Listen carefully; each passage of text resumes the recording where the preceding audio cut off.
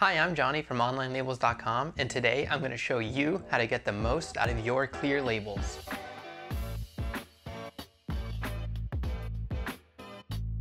At Online Labels, we have a variety of materials to choose from, including clear labels. Clear labels are extremely popular for projects ranging from product labels to envelope seals and much more.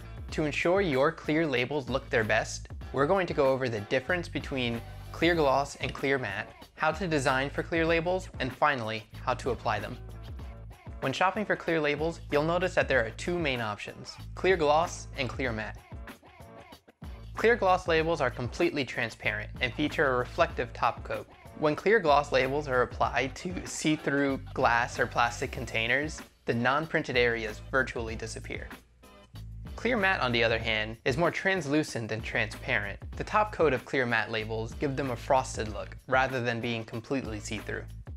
When creating a design that'll print on clear labels, there are a couple of things you'll want to keep in mind. The most important thing to be aware of is the absence of a white background on your label. Most commercially printed clear labels will have a layer of white ink printed under their design. This keeps the printed design opaque instead of being completely transparent with the rest of the label. Unfortunately, most home printers can't print white ink. However, there are steps you can take to ensure your designs come out looking great when you print them on clear labels. First, use high contrast colors and images so that your designs stand out. Darker colors print less transparent than lighter colors, so if your designs are printing too clear, you can try darkening them. Also be mindful of where you're applying your labels. The lighter the surface color, the more your design will stand out. Clear labels can be a little more tricky to apply than other materials, but here are some tips that can help. First, clean the surface thoroughly. Since the label's clear, you'll likely be able to see any dirt or dust trapped between the surface and the label. Next, wash your hands before applying the labels, and be sure to only touch the edge of your label when applying. This can stop the natural oils from your fingers from becoming visible on your labels.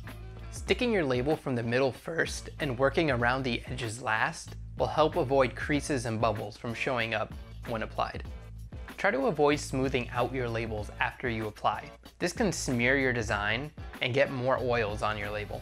Instead, let your label sit for at least 24 hours. This will allow your design to set and work out any small bubbles.